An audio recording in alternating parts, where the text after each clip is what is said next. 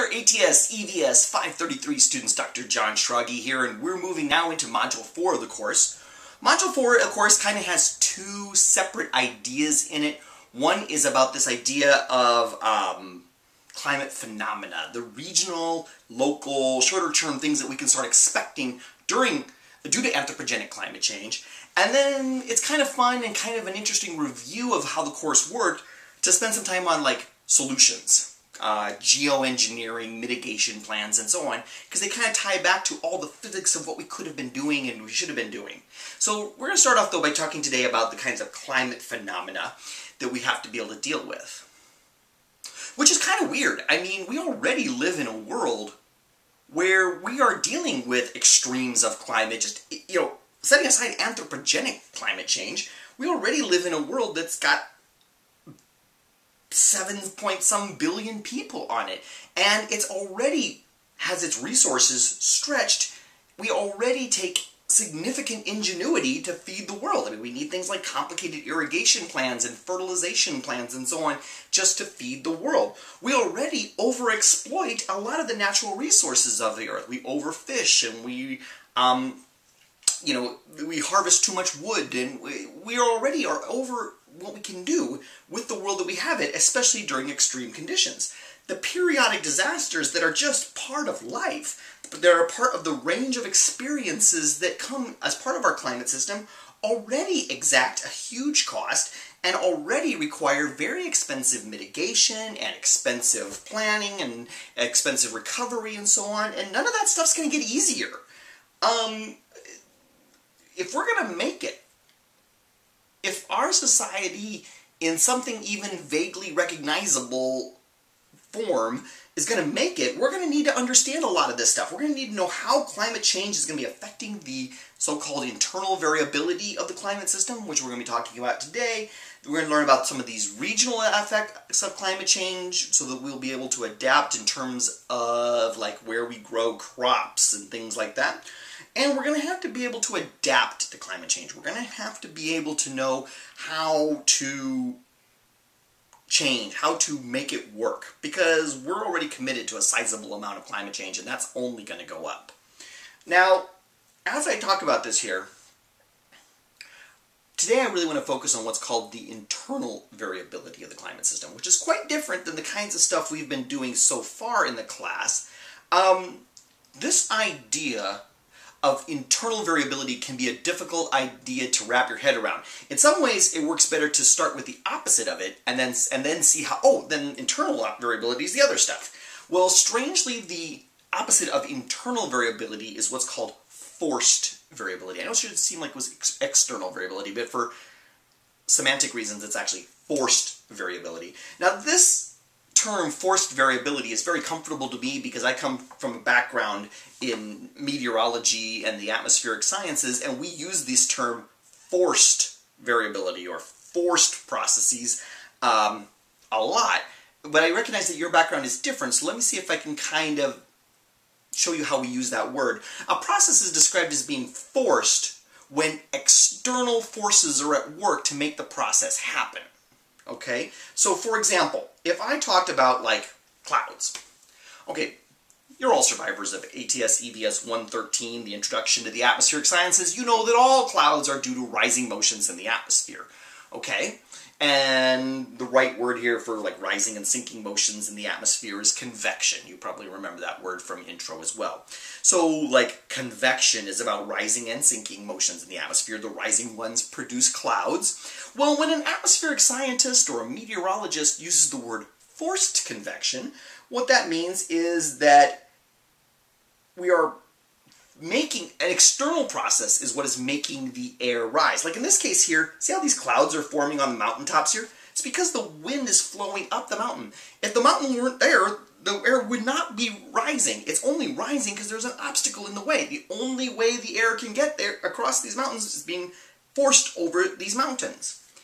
There's a lot of examples of forced convection in the atmosphere where we are lifting air parcels, and as they rise they form clouds and so on. But that's not the only way it can happen. I mean, there's also free convection. Free convection is when there's rising motion in the atmosphere too, but then it's happening because of processes internal to the atmosphere, like buoyancy. This air is buoyant because it is warmer than the air around it, and so it rises. Internal processes are happening when, within the atmospheric system that are causing the rising or sinking motions in this case. So we use the word free convection here. We aren't quite using the same terminology of internal processes here, but free convection is an internal process within the atmosphere. It's the properties of the air itself are what are causing the rising and sinking motion. In this case, like temperature of the air parcel in comparison to the surroundings around it. Well, just like we talked then about, like, we can have forced convection as something makes the air rise, we can have forced processes in climate. Some climate change processes are forced. They produce forced variations in the climate system. Some of them are pretty easy to think about and are things that we have already discussed in a class, like volcanoes. Okay? The climate system is just busy doing its own thing, and then something happens like a volcanic eruption, and a few odd gigatons of soot is added to the atmosphere, or sulfate aerosols or something, and it produces a climate change. Okay, that didn't happen internal to the rules of the atmosphere itself. It happened because something external happened to the atmosphere. Okay, in this case, it came from the volcano. Or like the Milankovitch cycles that we learned about back in Module 2 of the course, where we talked about how changes in the parameters that describe the Earth's orbit can, over very long periods of time, change the solar constant and so on, and you can get climate changes with that. Well, that's not because of the 7 primitive equations and how they dictate changes in the atmosphere. This is about orbital mechanics of Jupiter and the outer bodies of the solar system and how they produce gravitational resonances in the Earth's orbit. That has nothing to do with the atmosphere itself. It's being forced on the atmosphere. There's other examples of these kinds of forced variability of the climate, like addition of greenhouse gases, right? The rules of how the atmosphere is behaving have nothing to do with whether or not we add greenhouse gases or whatever. The greenhouse gases get added and then the atmosphere responds. It is forced to respond. We could talk about changes in the solar output over long periods of time, or for that matter, short periods of time, although over short periods of time we've learned it averages out. But those are all examples of forced ways in which the climate system could have changes. Well, once you think about those kinds, it starts becoming a little more clear to think about what would be the internal variations in the climate system. I mean, our climate system is very complex and has very nonlinear equations that mean that there's all kinds of ways that it can set, within the atmosphere itself, it can set up feedbacks that amplify each other or cancel each other out that are purely about the laws of motion acting on the atmosphere and radiative transfer happening in the atmosphere and so on. And these kind of changes are just purely driven by the internal physics of the climate system and by feedbacks that those internal physics create.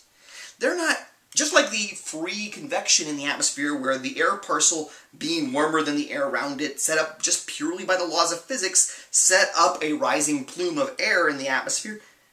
And that was just the physics of how the atmosphere responds to that process that's happening. Well, all kinds of things like that can happen in the climate system too. I mean, we're going to be seeing today some examples of that. The top panel there is an illustration of the El Niño's phenomenon, El Niño and the Southern Oscillation. You'll learn more about that later today. The second panel there is an example of a monsoon.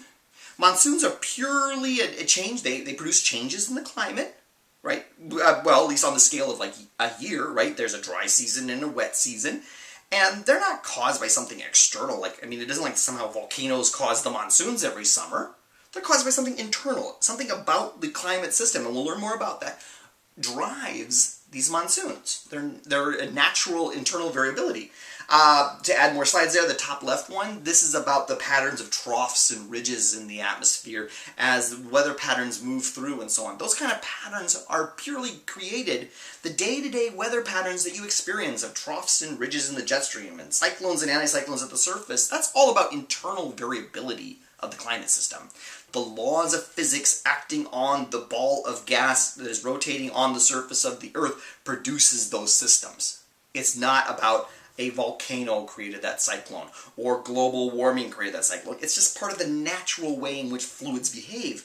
The bottom left panel there is a phenomenon that we're going to see towards the end of the day called the quasi-biennial oscillation, or the QBO. It's something that happens in the stratosphere and has all kinds of interesting climate connections.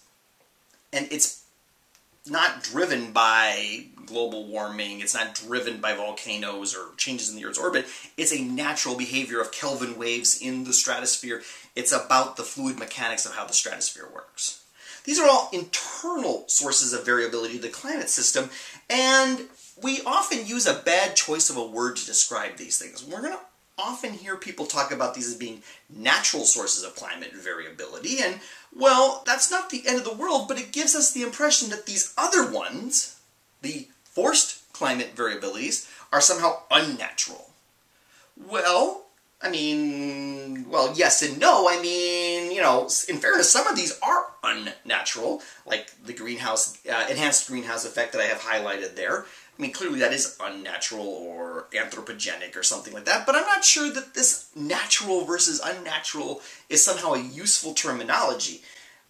Especially since when people use the word natural in the context of climate variability, a climate scientist might be able to pick that apart, but more broadly the public or other scientists might have trouble with that term. It can be hard to pick out what somebody means when they're talking about that. I mean, you'll often hear my father-in-law tell people that climate change is just a natural process. It's a cycle or something like that. And, you know, you can, by the way, do searches online and find out how you explain to people that that's not true and so on. My father-in-law, by the way, tells everybody that his son-in-law is a climate scientist and that I told him that it's a climate cycle, which I certainly very definitely did not. But God bless him, I want to respect his opinions and so on. Anyway, yes. Anyway, it can be very, I have whole books here about, you know, the story of climate cycles and how climate does exist. There are cycles in climate, but what we experience in our climate world is not a climate cycle. In fact, we very definitely do know that these sources of internal variability within the climate system, like El Nino, like the quasi-biennial oscillation, like monsoons, like, I can't remember what the other one I showed you was, we can actually prove those are not responsible for global warming. Well, prove might be a strong word, but we know that they're not. See, here's the deal. All of that internal variability of the climate system is certainly natural. Humans are not causing El Nino. We have good paleoclimate records to know that long before there was anthropogenic changes to the climate system, El Nino was busily causing climate processes. We know that the quasi-biennial oscillation's been there forever. We know from different studies that there's always been monsoons and so on. We know that we're not causing those things. They're natural. And therefore, if we're having nothing to do with these, if we had nothing to do with these other changes happening, global warming, well then internal variability within the climate system should have shown us similar climate events in the past, right? If the observed warming is just a natural climate variability, it'll go up, it'll go down later, it's some phenomenon, shouldn't we be able to look in the paleoclimate record and find examples of that? If that's just a natural thing and it doesn't really have anything to do with us, it should have happened before. And in fact, of course, nothing of the kind exists. I mean, if you look at merely the last few thousand years, you can see that the most recent climate changes, that spike that you see in the end of the record here, is both higher and more faster than any of the climate variability of the last 2,000 years that we reconstruct by various methods. And for that matter, if we reconstruct this even farther back into like the last few tens of thousands of years, you can see that there's just nothing that looks like the current little spike in the temperature change. If this was a natural internal process to the climate system, it would happen from time to time. And in fact, there's almost nothing in the climate record short of very exotic things like comet impacts and stuff that ever produce climate changes on these kind of scales, this magnitude and this speed.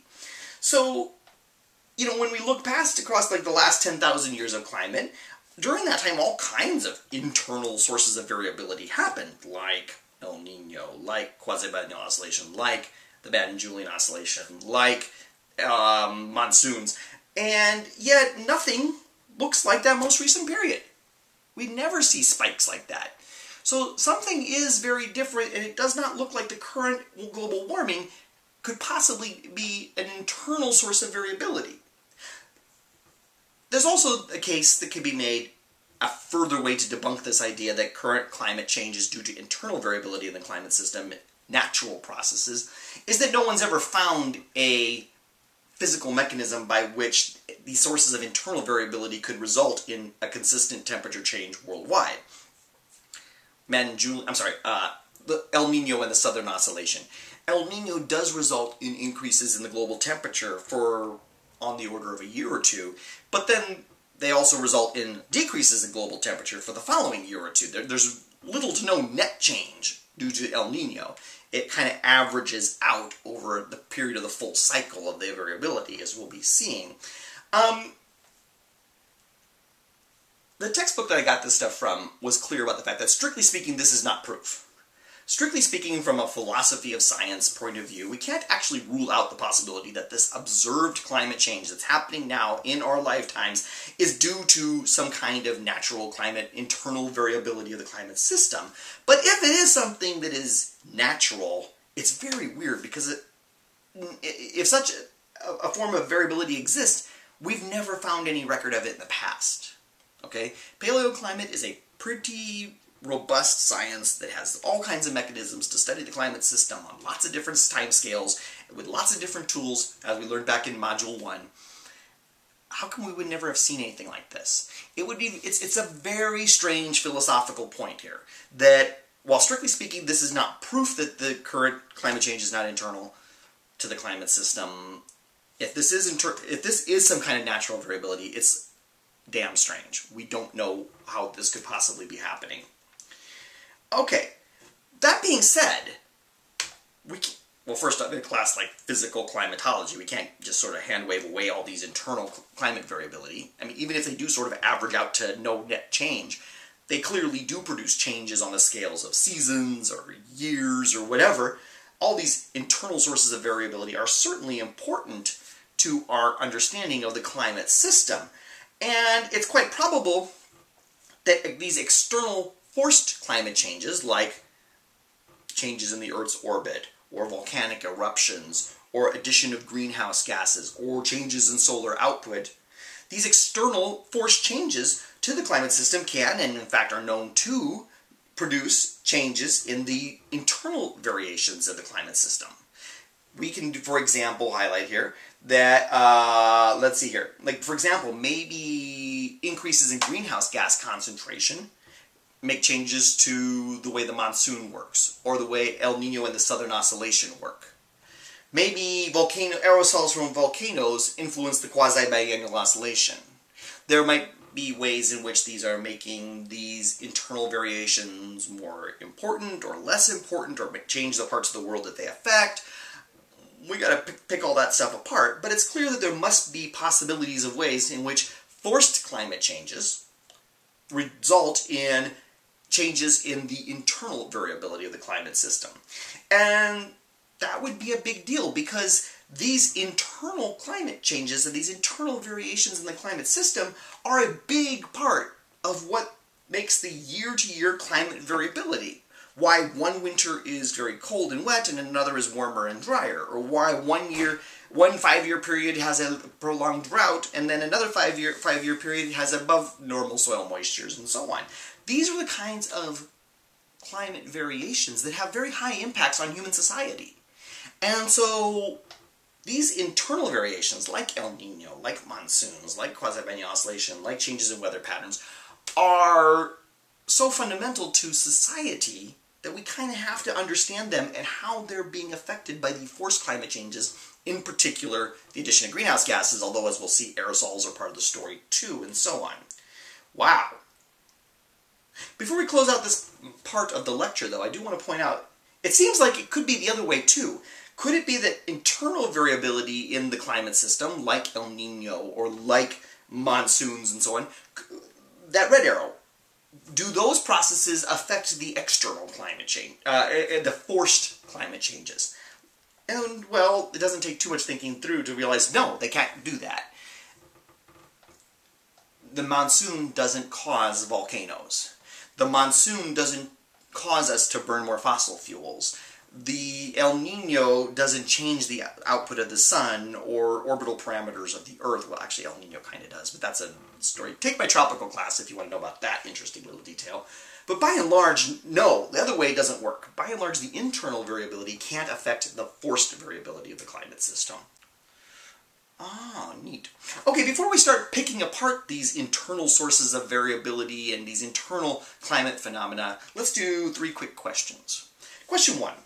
Which of the following is not an example of forced climate variation? A. El Niño's changes to the temperature and weather patterns. B. Global temperature increases due to the release of greenhouse gases. C. Changes in aerosol concentration due to volcanic eruptions. Or D. Changes in the Earth's orbital parameters due to Milankovitch cycles. Which of those is not an example of a forced climate change? Make a choice from those 4 options and get a little feedback before you move on to question 2.